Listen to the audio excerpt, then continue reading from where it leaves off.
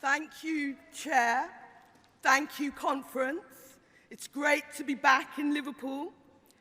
This party is now the largest social democratic party in Europe, and we are still growing. I'm still here. Jeremy Corbyn is.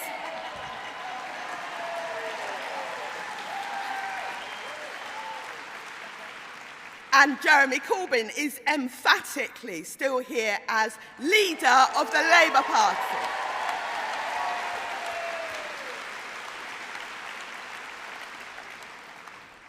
We are here to discuss the safety and security of the whole country.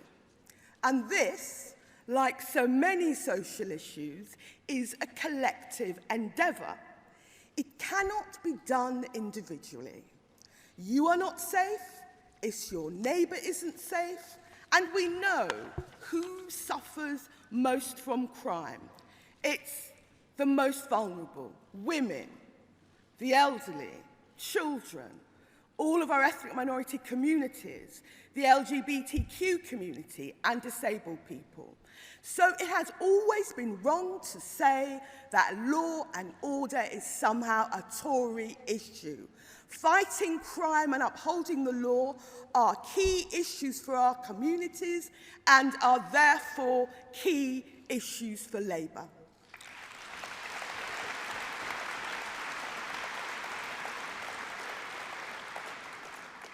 The truth is that the Tories are all talk when it comes to law and order. In fact, they've cut over 20,000 police officers. Support staff have been decimated, and we can all see the consequences in our community. Response times to 999 calls are increasing. Violent crime is increasing, but arrests are falling.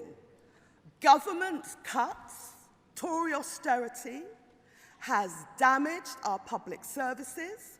All Tory cuts have consequences, and their police cuts also have consequences. You cannot keep people safe on the cheap.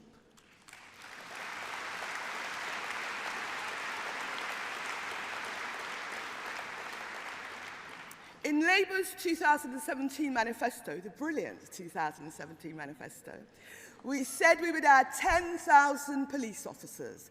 We will focus on rebuilding community policing because community police are the front line against crime, including terrorism.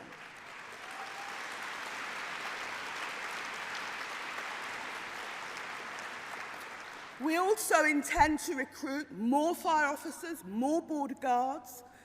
The next manifesto is not yet written, but obviously I'll be having friendly chats with the Shadow Chancellor John McDonnell about the money available for Home Affairs and Security, but I'm sure that we're all agreed where we want the money available to recruit police and fire officers and border guards to go.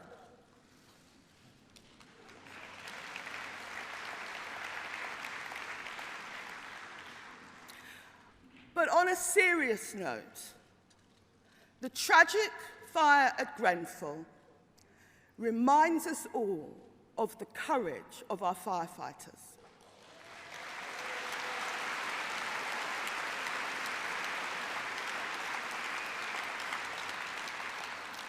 But this government refuses to accept that their cuts to fire services cause longer response times. They refuse to accept that privatisation and deregulation led inevitably to disasters like Grenfell. More than a year later, they have not produced a single initiative that would prevent a repeat of Grenfell. That is how much they care.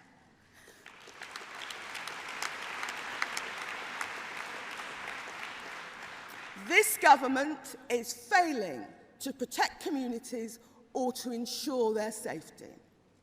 This government is big on rhetoric about security, policing and borders, but talk is cheap. Action costs money.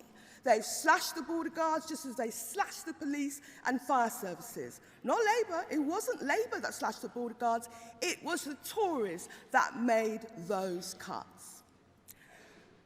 Real border security to stop drug trafficking, sex traffickers, gangsters and terrorists, that is what the Labour Party stands for.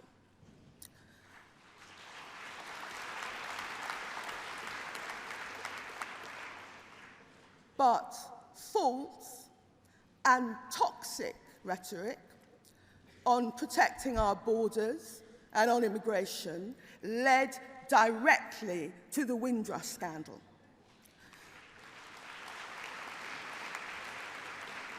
Can you imagine living in a country which indefinitely detains its own citizens, which deports them, which refuses them cancer treatment, even when they've lived in the country all their adult lives? Well, under this government, we saw this happen to the Windrush generation. This was my parents' generation, and I know full well that this was a generation that came to help rebuild this country after the war, and the Tories treated them like this. This was a generation who was so proud to be British, which makes the way they were treated even more shameful. So we've had Theresa May with her Go Home vans. She was the Home Secretary who announced that she would deport first, appeal later. And the entire Tory party and the Lib Dems voted for the 2014 Immigration Act, which implemented their hostile environment. They are responsible for Windrush. And it's no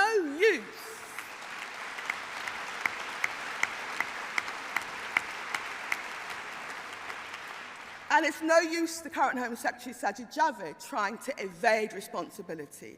He claims to have ended the hostile environment. That is untrue.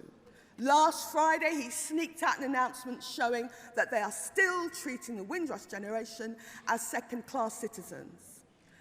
We will not rest until there is justice for the Windrush generation.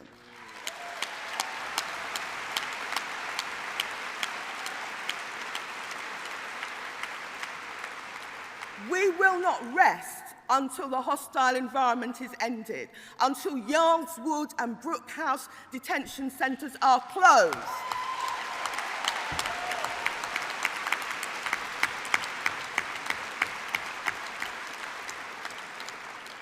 And we won't rest until this Prime Minister and this government is gone.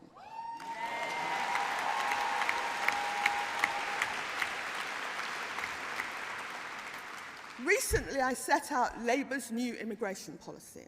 It's based on Labour values and the needs of the society. It is not based on demonising migrants. We will always uphold our legal and moral obligations to Commonwealth citizens. We will not use the 3 million EU citizens currently resident here as bargaining chips.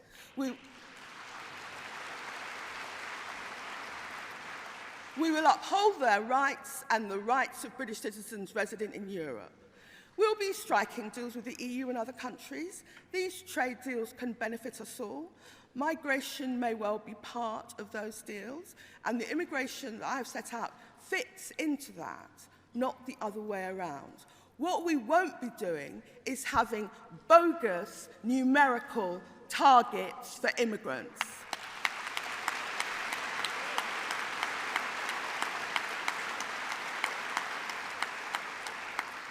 The Home Affairs Select Committee, the Migration Advisory Committee, and a former Home Office Permanent Secretary have all said that these bogus numerical targets do not work.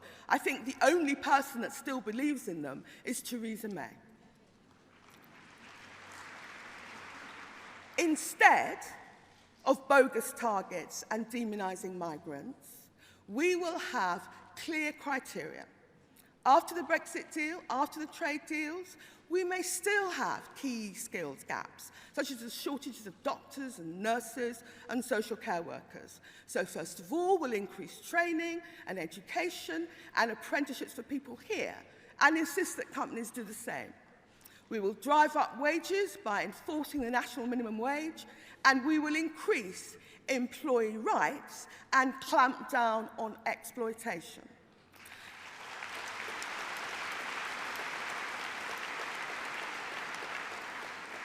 But we can't expect increased training to plug the shortage of workers like doctors and social care workers in the short term. We will need some migrant workers. But conference, we should always remember that immigrants don't drive down wages. It's predatory employers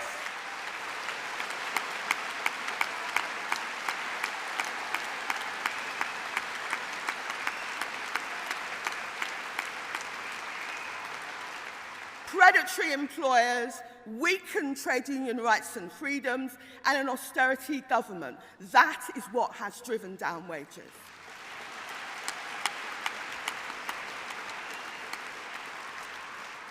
And once people are here, we will treat our brothers and sisters from overseas fairly and equally. That is Labour's new immigration policy.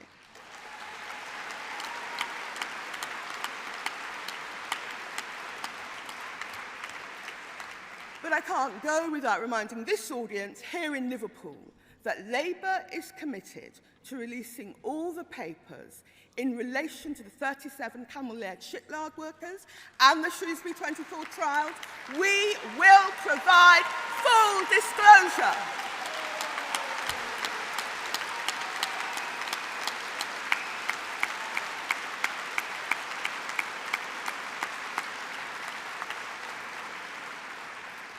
We want justice, and we'll have open inquiries into Orgreave and into the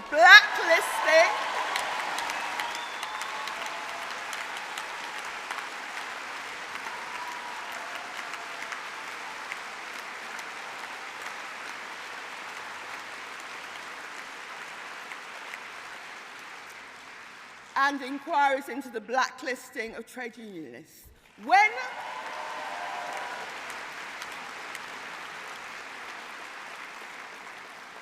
When workers are engaged in legitimate disputes, they need to be safe and secure from intimidation, from threats, and from media frame-ups.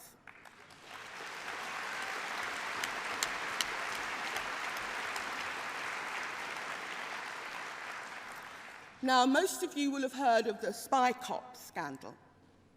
We know that in this country, you generally need a warrant to enter someone's home or intercept their telephone calls.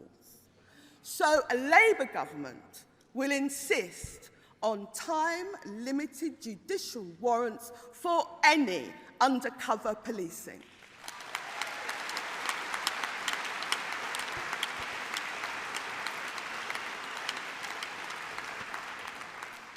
And I couldn't let my conference speech end without thanking my fantastic Shadow Home Affairs team, Nick Thomas-Simmons, Afsal Khan, Karen Lee, Louise Haig, and Eleanor Smith. They have been brilliant.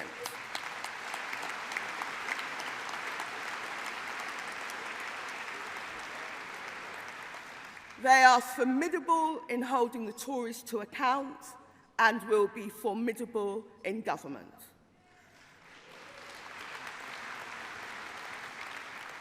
But I also want to thank all of you who've supported our party, supported me, and supported the leader, Jeremy Corbyn, through thick and thin.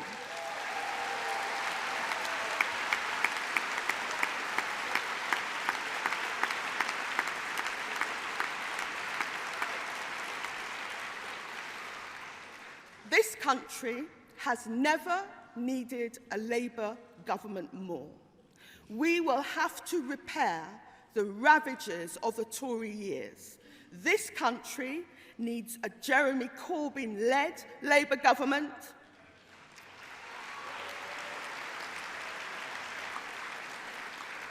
And as one of our former leaders, the great John Smith, said, the chance to serve is all we ask. Thank you, Conference.